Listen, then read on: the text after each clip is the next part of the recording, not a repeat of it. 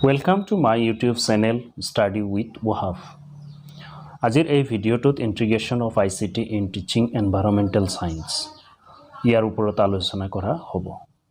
এই টপিকছটোৰ অন্তৰ্গত দুটা সাব টপিকছ হ'ল importance of ICT in Teaching Environmental Science অৰ্থাৎ পৰিৱেশ বিজ্ঞান শিকনত ICTৰ গুৰুত্ব আৰু লগতে আনটো হ'ল use of ICT in Teaching Environmental Science পৰিৱেশ বিজ্ঞান শিকনৰ ক্ষেত্ৰত ICTৰ কি ব্যৱহাৰ এই সম্পৰ্কে বিতংভাৱে আলোচনা কৰা হৈছে। আগন্তুক টেট পৰীক্ষাৰ বাবে বা অন্যান্য প্ৰতিযোগিতামূলক পৰীক্ষাৰ বাবে খুবেই গুৰুত্বপূৰ্ণ আৰু দৰকাৰী বিষয়। আহক আজিৰ আলোচনা আৰম্ভ কৰোঁ। What is ICT?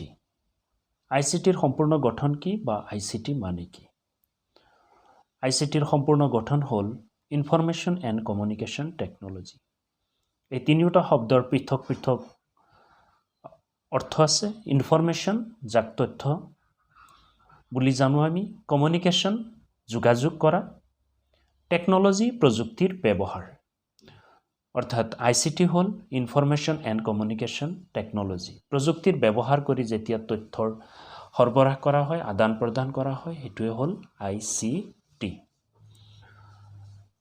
বিভিন্ন পৰীক্ষাত প্ৰশ্ন সোধা দেখা যায় ICTৰ সম্পূৰ্ণ গঠন কি? ICTৰ সম্পূৰ্ণ গঠন হ'ব ইনফৰমেশ্যন এণ্ড কমিউনিকেশ্যন টেকনলজি।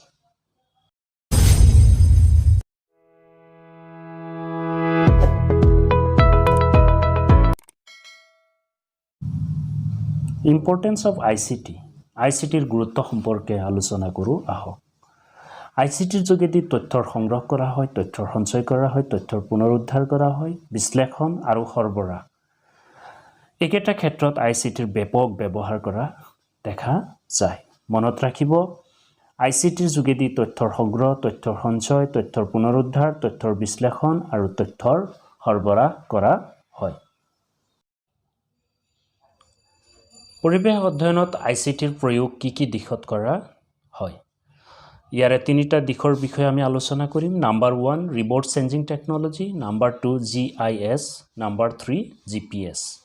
আহক আমি প্ৰতিটো দিশৰ বিষয়ে আমি পুংখানুপুংখভাৱে জানি লওঁ। নাম্বাৰ 1 ৰিম'ট চেঞ্জিং টেকনলজি, দূৰসংবেদী প্ৰযুক্তি। দূৰসংবেদী প্ৰযুক্তি আমাক কি ক্ষেত্ৰত সহায় কৰে? উৰ্বৰ ভূমি, জলাশয়, বন জংঘল, বন্যপ্ৰাণী আৰু খনিজ সম্পদবোৰৰ উদ্ঘাটন বা সম্ভেদ উলিওৱা। বানপানী, খৰাং অৱস্থা, বৃষ্টিপাত, ঘূৰ্ণীবতাহ, মহামাৰী, শস্যৰ উৎপাদন আদি পৰিঘটনাসমূহৰ তথ্য সংগ্ৰহ কৰা। ইয়াৰ উপৰি উপগ্ৰহৰ সহায়ত কোনো অঞ্চলৰ পৰিৱেশ তথা পাৰিপাৰ্শ্বিক অৱস্থাৰ তথ্য সংগ্ৰহ কৰা। বতৰ বিজ্ঞানৰ লগত জড়িত তথ্যসমূহ দেশৰ চুকে কোণে সৰবৰাহ কৰা আদি ক্ষেত্ৰত দূৰসংবেদী প্ৰযুক্তি বা ৰিম'ট চেঞ্জিং টেকনলজি আমাক সহায় কৰে। GIS জিঅ'গ্ৰাফিকেল ইনফৰমেশ্যন ছিষ্টেম, ভৌগোলিক তথ্য পদ্ধতি। এই পদ্ধতি আমি পৰিৱেশ বিজ্ঞানত কি ক্ষেত্ৰত ব্যৱহাৰ কৰিব পাৰোঁ?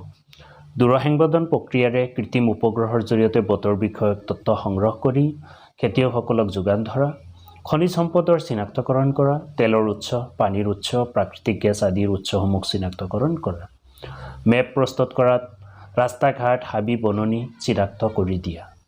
প্ৰাকৃতিক সম্পদৰ মেপ প্ৰস্তুত পৰিৱেশ সংৰক্ষণত সহায় কৰে। এয়া আছিল জিঅ'গ্ৰাফিকেল ইনফৰমেশ্যন ছিষ্টেমৰ পৰিৱেশ বিজ্ঞান ক্ষেত্ৰত ব্যৱহাৰ।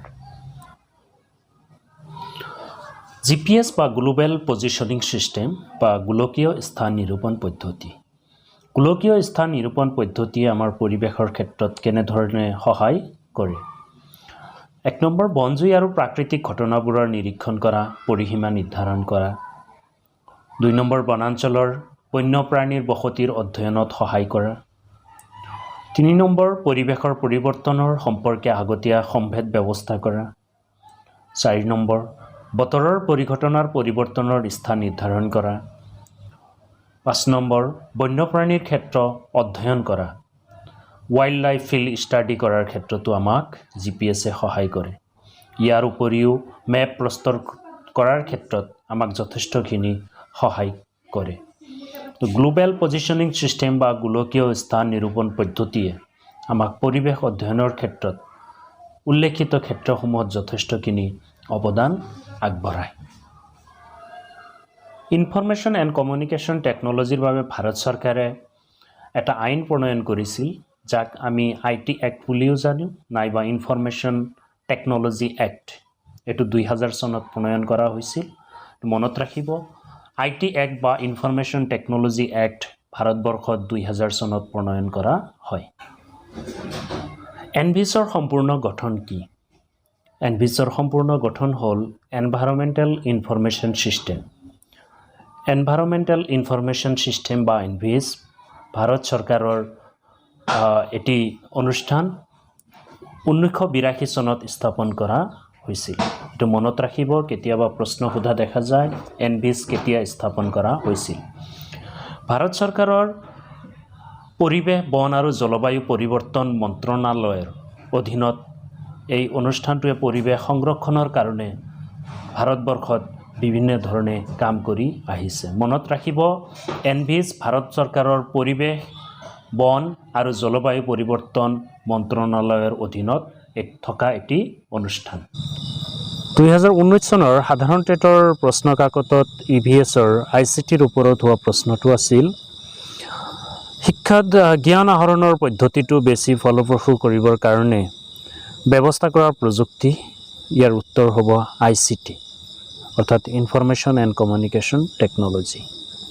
এবাৰ আমি চাওঁ NMIS, যাৰ সম্পূৰ্ণ গঠন হ'ল নেশ্যনেল মেনেজমেণ্ট ইনফৰমেশ্যন ছিষ্টেম বা national science and technology information management system বা ৰাষ্ট্ৰীয় তথ্য পৰিচালনা পদ্ধতি।